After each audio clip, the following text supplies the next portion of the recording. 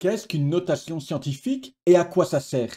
Et surtout, comment lit-on une notation scientifique et comment écrit-on en notation scientifique? Si tous ces sujets t'intéressent, eh bien, on en parle tout de suite.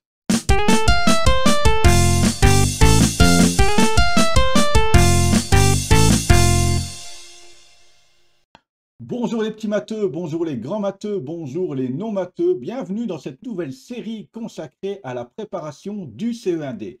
Cette série sera d'abord mensuelle, il y aura une vidéo tous les mois, et puis à partir de fin avril, début mai, eh bien, elle deviendra hebdomadaire avec une vidéo toutes les semaines. Et donc, si tu ne veux pas rater ces vidéos, n'hésite pas à t'abonner et à activer la petite cloche, tu seras dès lors averti dès qu'une nouvelle vidéo sortira. Ne ratez pas cette série qui pourra être très utile à toi et à tes parents en vue de la préparation du CE1D. Et sans plus attendre, aujourd'hui, nous allons aborder notre premier sujet, les notations scientifiques. Qu'est-ce que c'est qu'une notation scientifique? Eh bien, c'est un type de notation qui va permettre aux scientifiques d'écrire des très grands nombres ou des très petits nombres. Qu'est-ce que j'entends par très grand nombre? Eh bien, par exemple, des nombres où il y a beaucoup de zéros à la fin. Et un très petit nombre, un nombre où il y a un nombre décimal auquel il y a beaucoup de chiffres derrière la virgule. Et donc, une notation scientifique va nous permettre d'écrire ça plus simplement et surtout d'éviter de graves erreurs. Quel type d'erreur, vous allez me dire? Mais prenons un exemple. Je dois envoyer un cosmonaute dans l'espace à 1 million de kilomètres de la Terre. Imaginons. J'écris 1 million, 1 avec 6 zéros. Imaginons, j'oublie. Je note un zéro en trop et j'écris 10 millions. Eh bien voilà notre cosmonaute. 9 millions de kilomètres trop loin et surtout pas au bon endroit. Ça pourrait être catastrophique. Eh oh! Il y a quelqu'un? Vous la sentez la solitude du cosmonaute? Alors, bien entendu, pour pouvoir écrire en notation scientifique, nous allons d'abord nous intéresser à ce qui constitue un nombre écrit en notation scientifique. Et puis, juste après, nous allons apprendre à écrire en notation scientifique. Alors, sans plus attendre, nous allons nous diriger vers notre tableau. Nous voilà de retour sur le tableau et vous voyez à gauche de votre écran, nous retrouvons nos deux premiers nombres écrits en notation scientifique. Le premier, 1,789 fois 10 exposant 6. Notre deuxième, 9,3244 fois 10 exposant moins 3. Alors, analysons un petit peu ce qui constitue un nombre écrit en notation scientifique. Eh bien, un nombre écrit en notation scientifique est tout d'abord un produit. Nous voyons que nous rencontrons l'opération de multiplication. Ce produit est composé de deux facteurs. Un premier qui sera toujours identique. Si on regarde bien ici à gauche, on remarque que le premier facteur est un nombre décimal compris généralement entre 1 et 10. Nous n'irons jamais au-delà de 10, nous n'aurons jamais 10, quelque chose et nous n'irons jamais en dessous de 1, nous n'aurons jamais 0, quelque chose. Et donc, notre premier nombre est bien un nombre décimal. Ce nombre est donc compris entre 1 et 10.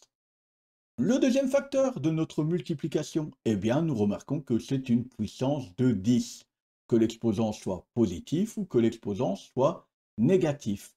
Et oui, nous avons découvert ce qui constitue une notation scientifique. Bien entendu, notre exemple du dessus, eh bien, il s'agit d'un grand nombre. Comment je peux le savoir? Eh bien, notre exposant de notre puissance de 10 est un exposant positif, c'est-à-dire qu'on va multiplier 1,789.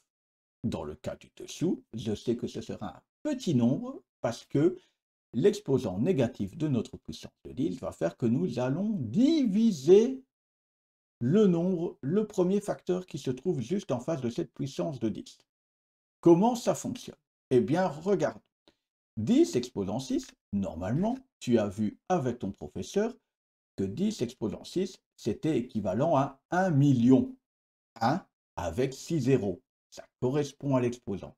Eh bien, si je multiplie 1,789 par 1 million, je vais devoir décaler ma virgule de 6 rangs vers, vers la droite de votre écran. Et donc, c'est parti.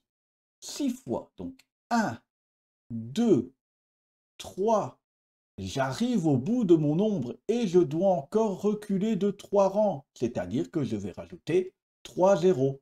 1,789 fois 10 exposant 6, eh bien en fait c'est 1 789 000. Voilà. Nous allons procéder de la même manière en dessous. 9,3244 fois 10 exposant moins 3 fois 10 exposant moins 3, il s'agit de quoi? Il s'agit d'un millième. 0,001. Alors, deux manières de voir la chose. Soit le 3, eh bien, tu indiques 3 zéros devant ton 1 et puis tu mets une virgule après le premier zéro, ou tu considères que le 1 occupe le troisième rang après la virgule. Et donc, ça revient à diviser 9,3244 par 1000. Je vais procéder de la même manière, mais cette fois, la virgule ne va plus se déplacer vers la droite, mais vers la gauche, pour rendre notre nombre plus petit. Et donc, c'est parti. Un rang. Il nous reste 2 rangs à faire, et donc je vais rajouter des zéros devant le 9, afin d'obtenir 0,0093244, un nombre assez petit. Tu comprends bien qu'ici, pour les scientifiques, c'est vraiment plus simple à utiliser. Nous allons découvrir maintenant comment procéder dans le sens inverse, c'est-à-dire j'ai un grand nombre et je veux l'écrire en notation scientifique. C'est parti pour la deuxième étape de notre programme. Eh bien, c'est parti pour notre partie 2, comment écrire en notation scientifique. Vous voyez, ici à gauche, cette fois-ci, je vous propose deux nombres qui ne sont pas écrits en notation scientifique. Nous allons écrire ces nombres en notation scientifique. J'ai d'abord choisi un nombre qui va être un peu plus grand, 54 580, et puis un nombre un peu plus petit, 0, je vous laisse lire le reste, parce que franchement, c'est un peu ennuyant à dire. Alors, petit rappel, de quoi doit être constituée une notation scientifique? Tu le sais? Oui? Si tu as répondu, eh bien, qu'une notation scientifique est un produit constitué de deux facteurs, le premier étant un nombre décimal compris entre 1 et 10, et que le deuxième facteur est une puissance de 10, eh bien, tu as totalement raison. Bravo, tu as bien écouté le début de cette leçon. Eh bien, maintenant, à partir de ça, nous allons transformer 54 580 en notation scientifique. Eh bien, rappelle-toi, nous allons avoir besoin d'avoir un nombre décimal compris entre 1 et 10. Et donc, nous allons placer notre virgule, eh bien ici, à 5,458. Eh bien, je n'ai pas noté le 0. Ben oui, le 0 est à la fin de ce nombre décimal et donc il n'y a aucun intérêt à le noter.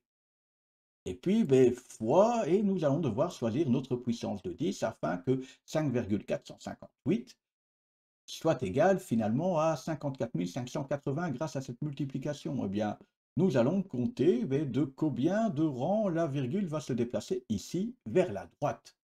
Eh bien, elle va se déplacer d'un rang, de deux rangs, de trois rangs, de quatre rangs, 5458 fois 10 exposant 4, eh bien, va être égal à 54 580. C'est égal 54 580 en notation scientifique, ça se dit 5,458 fois 10 exposant 4. Nous allons procéder de la même manière avec notre petit nombre du dessous. Donc, tu te rends compte, écrire un nombre décimal compris entre 1 et 10. Eh bien, notre virgule va se placer ici derrière le 1, 1,258. Nous allons multiplier ça par une puissance de 10 qui sera forcément négative, puisque nous allons diviser 1,258 pour arriver à 0,001258. Eh bien, de combien de rangs nous allons décaler la virgule, cette fois-ci vers la gauche, pour rendre ce nombre plus petit? Eh bien, 1, 2 et 3. Donc, 1,258 fois 10 exposant moins 3, c'est la notation scientifique pour dire 0,001258. Dans cet exemple, on se rend bien compte que cette écriture scientifique est vraiment plus simple que l'écriture décimale. Allez, on se retrouve tout de suite pour la conclusion de cet épisode. Voilà, vous savez tout. Une notation scientifique, c'est une notation créée par des scientifiques pour écrire de manière plus simple des grands nombres comme des petits. La leçon d'aujourd'hui est déjà terminée. Si cette série CE1D vous intéresse, n'hésitez pas à liker, à partager, à vous abonner et à cocher la petite cloche pour ne pas rater les prochains épisodes. Moi, je vous dis à tout bientôt pour de nouvelles aventures mathématiques. Ciao, ciao!